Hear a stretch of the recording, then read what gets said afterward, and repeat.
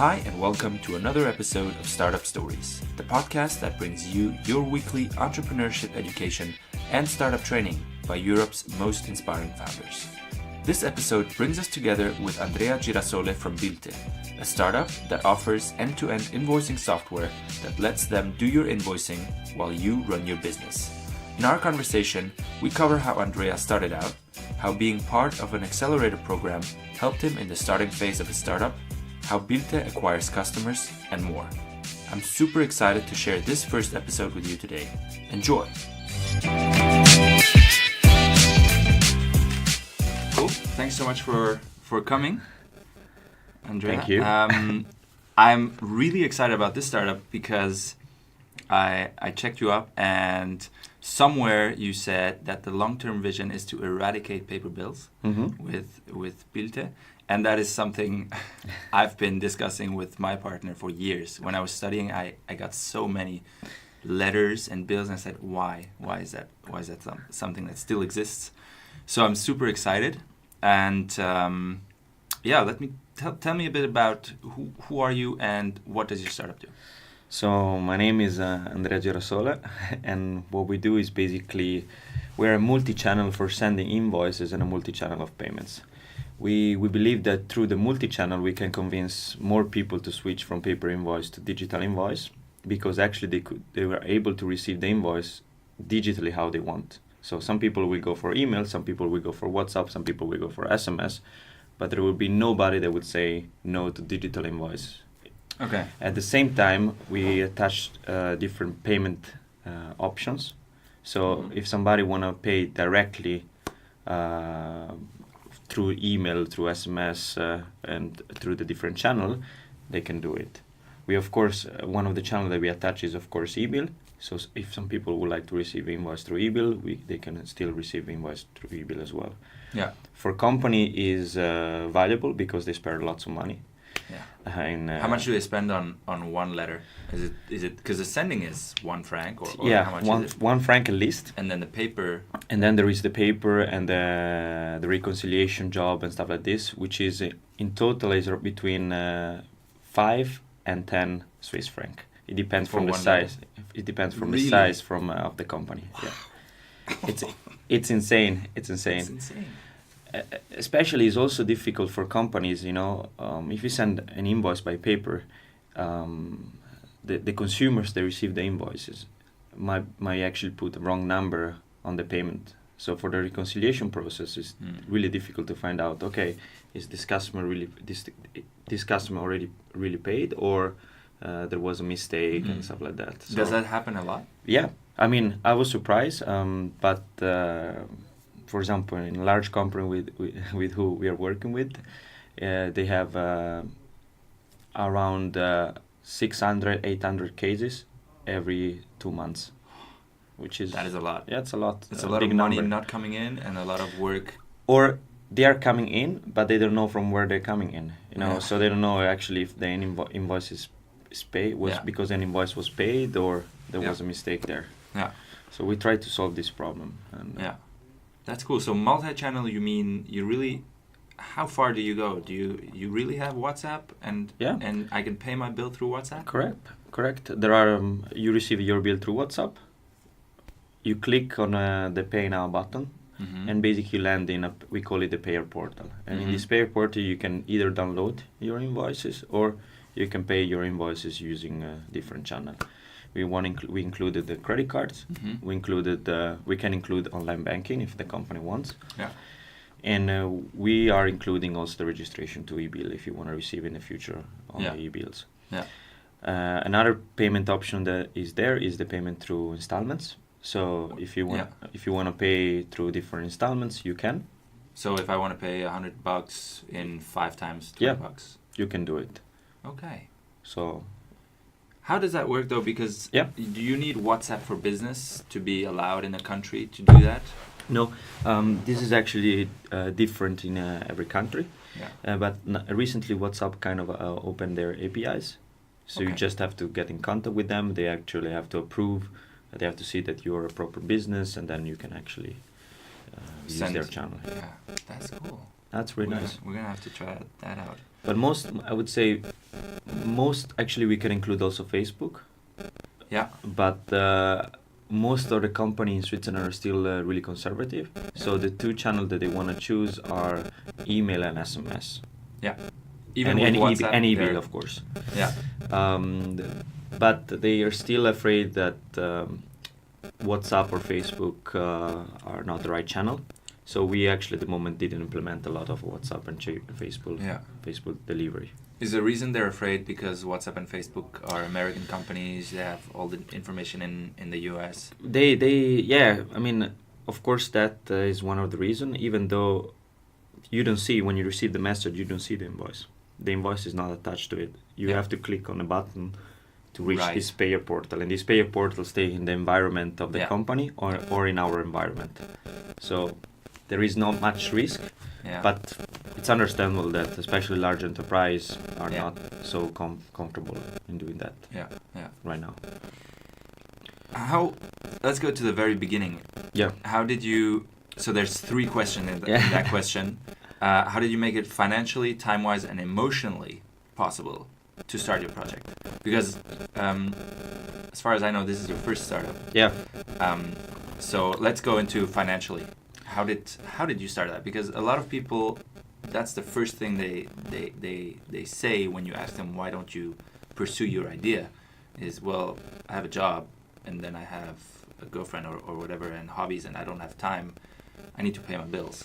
How did you do it? So, you wanna hear the truth or? always, dude. So the point is that so my wife is a dentist, and she's. I love how this story starts.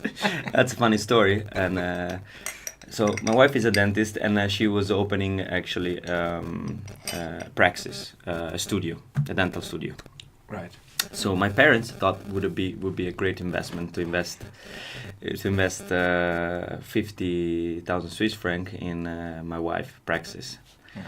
What they don't know, and I can say, I'm sorry, Mom, but they invested actually in my startup. They probably will discover it now. You haven't told them until now? No, not yet. Even though now I could actually. The idea is actually I'm going back to them with the money next month because I could actually pay them back already. They would say no, of course, but it's something that I was planning to do. Yeah, and a bottle of wine, and it's like, correct. Thank you. You didn't know, but yeah, exactly. Correct. All right, so that's how you start with a startup. So that's how I started. I mean, honestly, I never wanted to create my own startup. Especially, I was never so interested in financial technology. Mm. I became interested once I entered in this world. What was it about that world that captured you? I don't know. I was always more interested in other things. Usually, I studied literature and philosophy, so I was always interested more in. How can I say?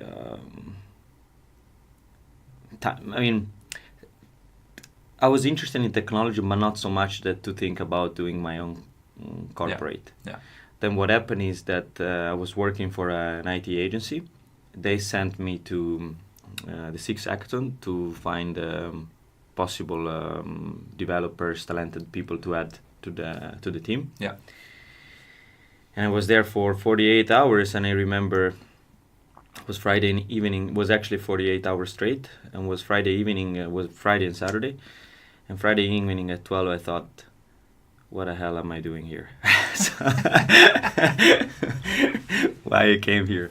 And then there were actually different workshops, and one workshop was organized by 6paynet, and was about the digitalization of the invoicing process. And there I had the first idea. They liked my idea. They invite me into their office. And they kind of like what I was presenting. They said, like, you should actually try to enter into the F10, which is this incubator and accelerator program in Switzerland, really famous. Back then, I had no idea what it was. Yeah. And my first reaction was like, no, thank you, I have a job, I'm not really interested. But then like, be scarce, make yourself scarce, make them want you. correct. No, the point is that really they were really convincing. So then I sent my application and I discovered that there were 300 applicants. So I thought, okay, it's not gonna happen. For sure there are better applicants than me. So I mean, I would not tell anything to my company. Yeah. And then what happened is that from the first 300, I was in the top 150. So then I actually started to tell this to my company, and then my company where I was working, they were super happy. They said, yeah, it could be a good opportunity, great opportunity. And then from 150, we went to actually 50. And my company was not so happy anymore. No! And then from the top 50, I went to the top 25, and then I got chosen to enter in the program, and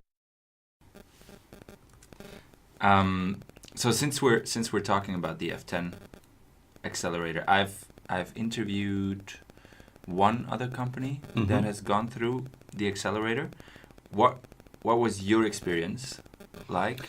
And maybe can you walk me through in just a minute what you do and how long is the program? 6 months. It's 6 months. Yeah. Okay. So you go through a lot of stages probably. Yeah, there are during these 6 months actually there are 6 weeks where you have to be present in the program. Okay. But the program is actually 6 months time. Yeah. I think it was a really good experience. You learn definitely a lot.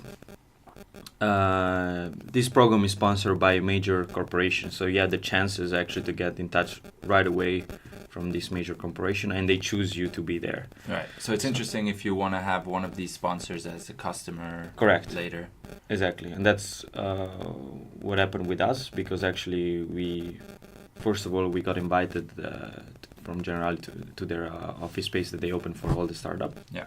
And second, actually, we were able to collaborate with them for an MVP, and now we're actually in the phase to move forward. That's great. So that was really, really nice. And no, I think overall it's a great experience. Sometimes it's a demanding experience. I suggest to everybody that want to do the F10 to actually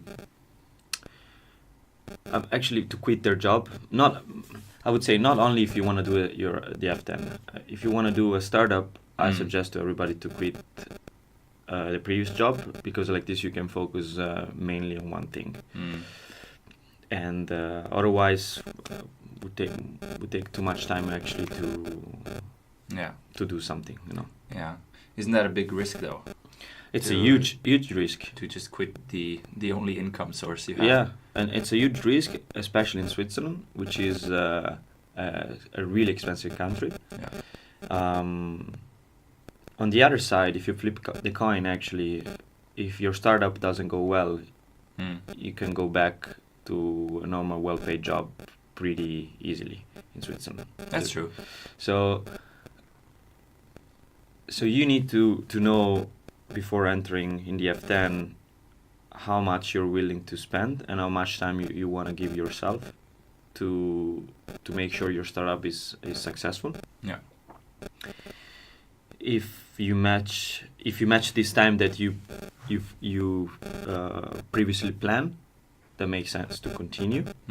If you don't actually are successful in this period of time that you predefine, I suggest to go back into a normal. So set like, okay, 6 months I'm giving myself. Correct. I saved up some money, or I took the money from my parents-in-law. No, actually they were my parents. Oh, your parents. Yeah, my parents. Your parents. So 6 months, and if it doesn't happen till then, if I don't see a sign of success, then. Correct. Yeah. I didn't do that. But that's a suggestion that I give to everybody. Yeah. Because I didn't give myself a plan, and I have one of the problems that I have is that when I have something in my head, I keep on going without. So you're stubborn. Yeah, I'm super stubborn. So I think that could be it is a useful. Yeah. Sometimes. In this case, I would say. don't do like I do. Give yourself a time and make sure it was if you actually match your the success, or how you want to call it, if you're able to actually to create revenue in this time frame, great, continue, otherwise go back into normal working life. And you can really set the criteria of success for yourself. I mean, we did it. We didn't say we want revenue, but we gave ourselves 6 months and said, at the end of these 6 months, we need to have a feeling that like there's potential and we could get to revenue. Just make sure that there is a financial issue attached to it, I mean, 6 months without job, you can survive. Maybe if you had a good job before, also 1 year you could survive. You have to go to work for an insurance first. Or a bank. Correct. If you work for an insurance bank, you can actually do 3 years, a 3 years plan. But I wish.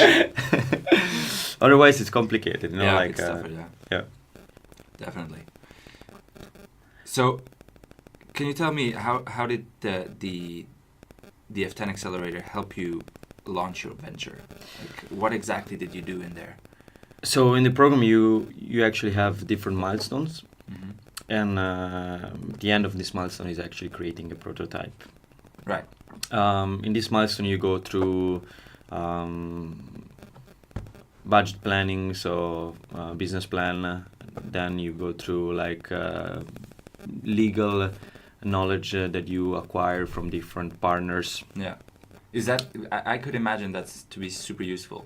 Yeah, super useful. I don't know. Super useful. Yeah. So there are actually a lot of, I would call them workshop. Yeah. And there is actually sometimes some homework that you have to do to pass these milestones. And these actually are really useful.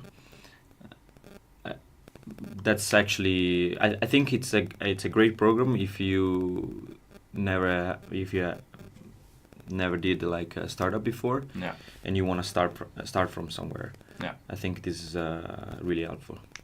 Because I'm doing right now, I'm working on some legal documents just to get an advisor to join us, and man, this legal language, it's another world. And I could really imagine like having these people who know, probably you had lawyers coming in for the workshops, telling you set up an agreement and we'll fix it for you and whatever. That's so useful. That's really helpful.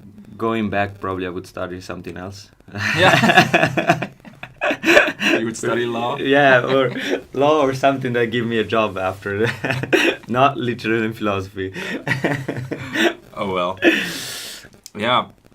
So going back to the initial question that had 3 questions in it. So you quit your job, meaning time-wise you were 100% on the accelerator. Correct, so that was fine.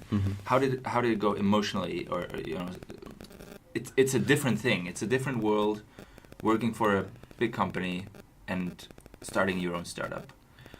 How was that experience for you? It's a mix of emotion, I would say.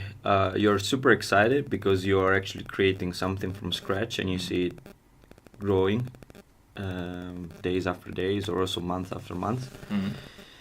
At the same time is a bit frustrating sometimes because it takes time, especially when you want to collaborate with large companies. So it takes time to actually get in contact with the right people or the right decision maker. And you have a pressure behind, which is actually the pressure that you don't have if you work for another company, which is actually the salary pressure. Actually at some point your savings are gonna be finished. Actually at some point your wife will tell you, okay, now it's I about want my studio. now it's about time that you start working. So, but my wife actually was really supportive, so I cannot say anything about that, and it's still really supportive, but it's something that you have to think about actually. So it's a mixed feeling, I would say. And at some point, I don't know how fast that was for you, but at some point you'll have team members joining. how fast did that happen for you? You started alone. Yeah. How fast did you have? Super fast, actually. And what role did that person take? So I went actually into a team restructuring because after the F10, the two other partner couldn't continue further, for different reason. So I had to change my team, and I actually went back. The second time, actually, I found a group of work which is, I think, the best could have ever find, which is composed by ATH, doctor, that I knew. We were friends from before, so I asked him to join. He's super enthusiastic and he's super helpful. Yeah. And I would say, people that come out from the ATH have always something special. I think they understand things quicker, and they are faster in thinking. And then I have like a CTO that worked for over 20 years in Credit Suisse in the bank industry, so he's really knowledgeable. How did you get those? I have a couple of questions. Yeah, sure. First of all, how did you get that person working 20 years in a big corporate that pays, sorry, my a shit ton of money to join you on a small startup? That was my first question. I'm good in selling dreams. that is the founder's job. Yeah, I think it's they are all really, and then there is like Sabina. She's also a really knowledgeable online marketer. She was working for a big company. She was working for a startup. So all the people that I ask or I include into my startup now are all people that they could get easily a salary of 200,000 Swiss franc per year. Wow. Because they are mature, so they actually have experience. They have good titles, and they are really good. Far better than me. And I think the key there is that I pitch to them my idea. I pitch to them. I pitched them what I want to reach, and I was honest with them. If we actually are successful, we could reach together this point. And then enjoy our life. Go back to Rimini. go back to a normal life. So they actually jump on board. Yeah. And I can tell from. This is not.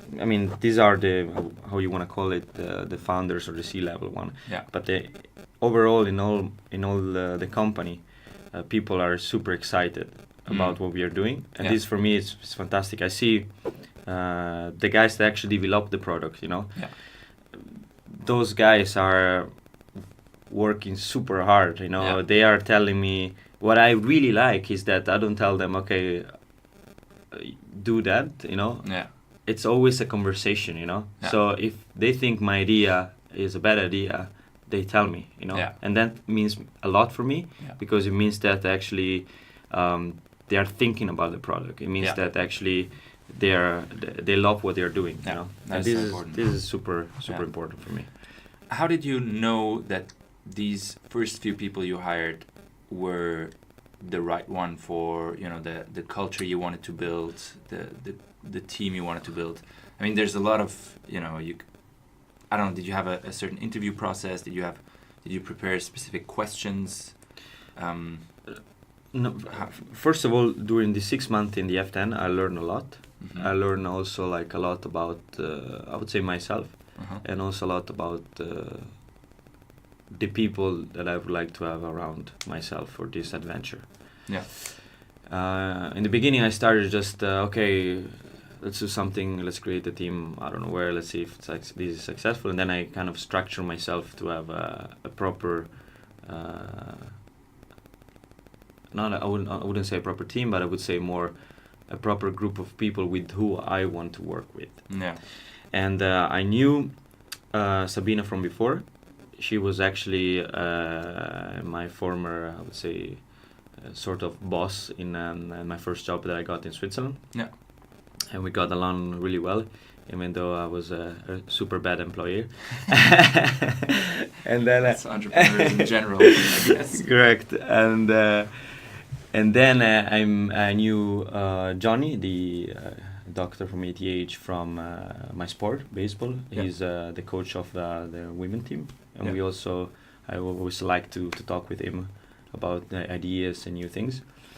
And I met Jakir, which is the CTO, during an event at the F10, and I liked the way he was approaching me. I liked the way he was proactive, and I like it's kind of, for me, it's also important to work with a group of people that go along with each other, but also are different from each other, because that brings a lot of new ideas on the table.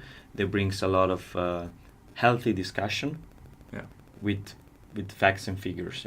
Everybody bring like a different angle of view for things, and actually, but always in a nice way. We always approach each other in a nice and correct way. Which I really love it. I really love it. Yeah. How did you? I'm trying to go deeper in that. Sure. You said, okay, so in this accelerator, you kind of learned more about yourself and who you wanted to work with. How does a new entrepreneur, figure that out? How do you learn? I'm this kind of person. I probably work well with this kind of person. Probably not with this kind of person. What would you recommend? Well, first of all, if you already work with a person, you already know if you like to work with this person or not. This is actually the first thing that I could say. Second, past experience. Yeah, past experience. This is that's really a good important. sign. Exactly, it's a good sign, because you already share a certain amount of working life together, so you know exactly how this person works, how this person reacts on certain things, and it's a good practice, I would say. It's different from just being friends with that person. Yeah, you don't exactly. Know how that No, person exactly, works. exactly. It's very different. Exactly. Yeah. It's the working environment is always different. I'm actually friends with all my team member right now, but I didn't choose them because we are friends. I choose them because I like how they work. Yes. Or not only I like how they work, I like how we work together. Yeah. This is probably the right way of saying this. Yeah. So I think you should actually observe, if you're lucky enough to know these people deeply, you should observe how they work, how is their process of thinking about stuff, how is the process of giving feedback, how is the process of handling pressure. Right. And so if you, that's tough if you hire new people, which you don't know. True. Super difficult. Could it be good to have like a test period of 2 months or? That's what happened anyway, right? When you hire new people, you always do that anyways, right? Yeah, exactly. So you cover that with that. If I have to hire people that I don't know, I always try to hire people that challenge me. Mm-hmm. Challenge me in a way that they bring new ideas on the table, But at the same time, they shouldn't be. Actually, I don't care. But if to work in a group, you need to be humble enough to be able to actually say your ideas, even if it's like different ideas than the other have. At the same time, in a way that doesn't sound arrogant or. Because otherwise you create tension in the working group, And this is actually, and the problem is that if you create tension, then your idea might be right, but people will not understand because they think you're an asshole, basically. Right. So it's a kind of, it's a tricky mix. It's a super tricky mix. Super tricky mix, but this is like this is important. I think. I think it's one of the most important things. If you don't have a team, then you won't build something amazing. So, you got your first customer through the F10 accelerator. Yeah. Can you tell me a bit more about that? How you got it, and maybe if that was how do I put it? If that was a bit, it was through the accelerator, maybe the second customer that you didn't get through the accelerator would also be interesting to So, talk about. so the first customer was like we were working out of their office, and if you get, I would say, if you get close and you let the other see what you're doing, and you let the other see how you're working and how hard you're working, it's always easy to convince large enterprise or somebody actually to collaborate with you. Yeah. Now, with that said, not everybody can do or have the luxury to do that, you know. Right. But speaking from my experience, actually, this was key for me. Yeah. Working in the same office where this large corporate is located, I had the chance to talk with different people. I had the chance to meet different people. I learned a lot from different people, and I think they also see how hard I was working and I was actually progressing. Yeah. So for me, the first client was this, and was actually really important. As a second client was the Cantonal Bank of Ticino. Yeah. Right. And this actually came straight after Generali, which was my first client. Yeah. And it came. I went there to present my idea. Mm-hmm. I went there with a prototype, and they immediately liked it. They immediately felt excited about what I was doing. So I was able to convince the product managers and that department, and then they were able with enthusiasm to convince the C-level committee. So actually in I would say in a really short amount of time, in 4 months, we were able to have a contract with them, which usually takes a lot of time when you talk to banks and things like that. It's longer than 4 months usually. It's longer than 4 months, but for sure. Yeah. But with them, they got they were immediately convinced on what we were doing. Yeah. They were immediately convinced that what we are bringing on the market could help their small and medium enterprise, that they have a bank account with them. Yeah. So it was an easy step. The price was right, of course, you know. I mean, this is one of the things that you look at. Right. And talking about pricing, how do you set the price for something like that? I mean, pricing is an art, and you can screw the company if you set it wrongly. Well, and you can have a competitive advantage if you set it exactly right. So how did you? In the beginning, I always put like a low price, a low price tag, because you want to have this big customer on board, you know. And I think like longer and deeper you go into the business, then you could also adapt your price into a normal market standard price. Yeah. I think this is the key. I mean, then it depends which game you want to play. You know, if you want to play the big games, then you wanna you can wait longer. You know, maybe you have more financial resources, so you can say, okay, I don't care. I put the price tag that is high. Yeah. And but price tag that are higher require also higher decisional time. Is that so for? You know, if you double the price, does it take? I mean, probably not double the time, but is that always? Oh, I could give you a price tag, you know, without saying that this is actually the price that I have or nothing. Just as a random example. But I give an example. So if you actually sell a product for example, 100,000 Swiss franc. Yeah. Or you sell a product for 250,000 Swiss franc. Yeah. There is a huge difference in the decisional committee. Yeah. With 100,000, you have less people that have to decide for this budget, because it's a budget that for large enterprise is an acceptable budget. You know, let's say if you spend 100,000 and something goes wrong in a large enterprise, nothing changed. It's fine. 250,000, it's a price that is that require more decisional people on the table. Yeah.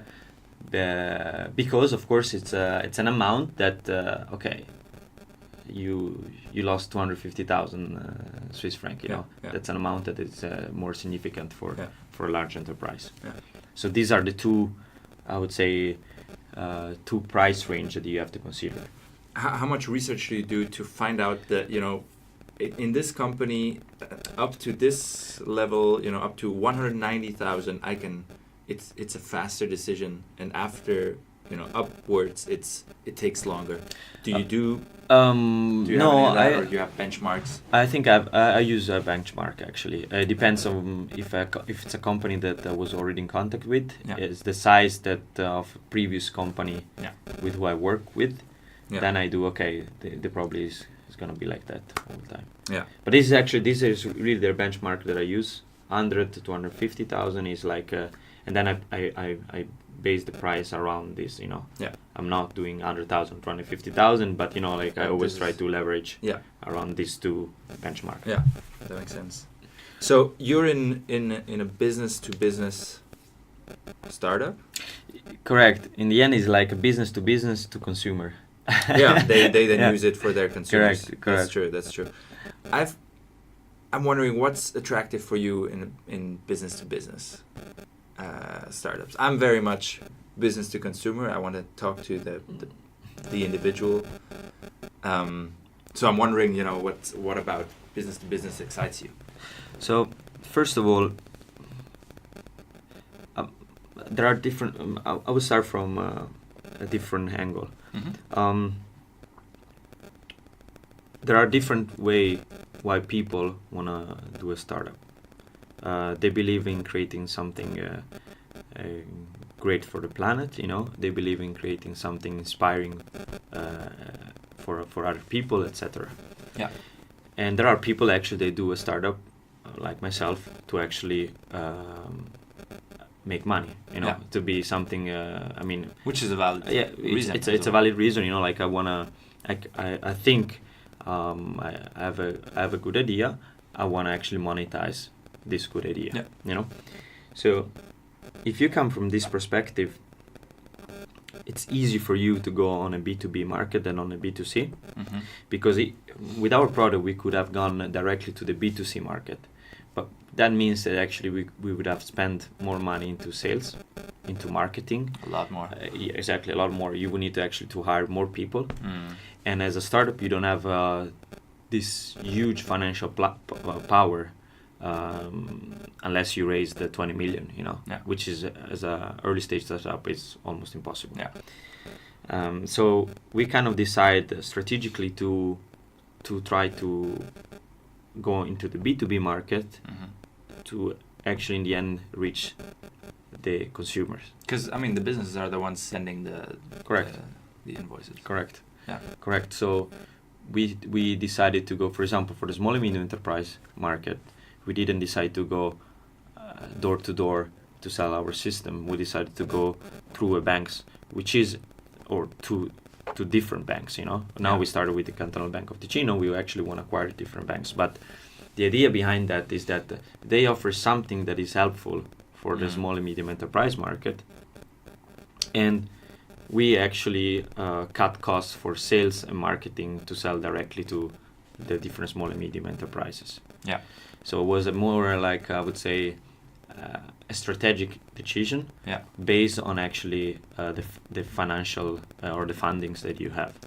Now, this way worked for us, but it's really difficult. I mean, it's not like, hey, I call this bank, they will for sure work with me, you know. Yeah. So if you are able to do that, I suggest to do that. Mm-hmm. If you're not able to do that, then probably you want to knock on doors and try to actually spend more money into sales and marketing. Yeah. And the second step, for a small and medium enterprise, we try to go through banks. Then we actually looked, okay, who are large invoicing delivery? Who are the companies that they actually send a lot of invoices? Yeah. And I think through the F10 was clear for us that there are a lot of invoices that are sent from insurance company. Right. So that was like the next step, and we said, okay, let's try to target an insurance company. Yeah. And so you're doing banks and insurance now. Correct. Hoping that banks will kind of multiply your sales, what you invest in sales. Correct. They'll give it to their customers, which are small Correct. and medium companies. Correct. It's a white label solution, so Yeah. the company of that are attached to the bank will just see this product that is white label according to how the banks want to have it. You know. Ah, that's great. And then the bank pays. Who pays in the end? Is it the small and medium company or is it the bank? So the banks pay something, of course, and then we have like the small and medium enterprise. We don't charge directly the small and medium enterprise, but we actually connect different channel. For example, the small and medium enterprise could send also the invoices via paper in a digitized way. Yeah. And we have a cut out of this transaction. Then we have a cut, for example, if they decide to send it through in the future through e-bill, you know, we would have like a small percentage for us. Yeah. So like in the end, like we connect, and or if they decide to actually go into the debt to send an invoice to the debt collector, we actually have a kickback from the debt collector. So it's actually I would say not directly from the small and medium enterprise, but from the partners or the company that actually we attached to our platform. Yeah. Okay, cool. So we're already at the end of my list of questions. I've just three questions that I always ask. The first one is, what's something crazy you believe that nobody else around you believes? Well, I don't have anything in particular regarding this, but I can tell you that I'm a really impulsive person in regarding to ideas, not behavior impulsive. Actually, you're very calm. Exactly. I'm very nice to be around. I'm really a calm person in behavior, but in ideas, as soon as I have an idea, I want to do it. Yeah. So I'm really impulsive in ideas. Yeah. And these ideas, as soon as I have them, they sound crazy. Yeah. But in the end, I'm always able to convince the people around me that it makes sense to do it, you know. Do you have one example that you can share? Yeah, I've I have one example, you know, like so. I mean, this is actually not related to my company, but in Italy, baseball is a semi-professional sport, and there is the team of my city that is actually one of the historical team in Italy, which is the team in Rimini that is on bankruptcy at the moment. And I kind of call friends around, and usually this team spend per year around 400,000 euro to do a team. So I call a couple of friends, and they say, I told them, okay, we take this team now without any money. And they said, you're crazy. And but no. So you bought the rights, or No, the rights are there. We're there to sell. I mean, there are of course some bureaucracy around this, and there are actually some problems around it. First is actually to find players that are willing to pay out of financing themselves, you know. So that's what you did. You called your friends. I called my friends and put together a team. I put together a team. I put together like I would say like a structure for the society. So for a team directives and presidents, stuff like that, to actually be able to participate in the championship. So now you are that team. It's not yet done this. But you're working on it. I'm working on it, and I convince mostly everybody about that. So. So you now have a team in Italy. A baseball team. Soon, hopefully soon. That's everybody's dream, to have some kind of sports team. I mean, Gary Vaynerchuk, I told you before, right? He wants to own the Jets. So that is fucking crazy. And with no money. With no money. That's good. That's amazing. So if you could put one message on a billboard to get to millions or billions of people, what message would that be?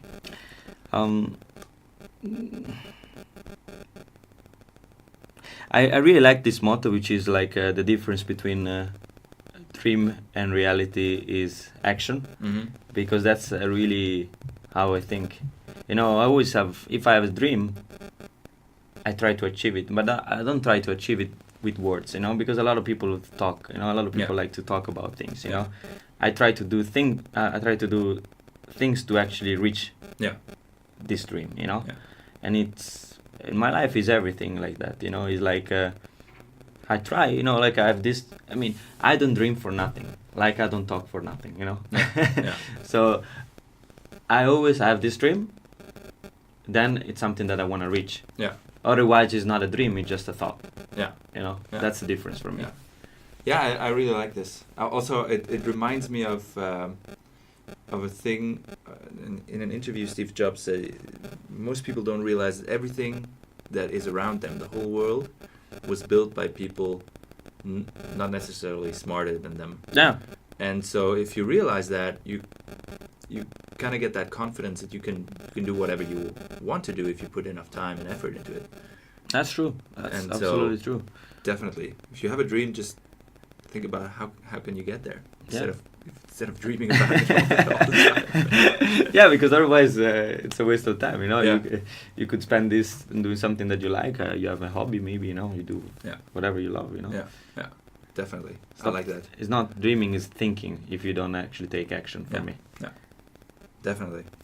And my last question: what's the last book you read, or blog post, or video you saw that you would recommend to future entrepreneurs?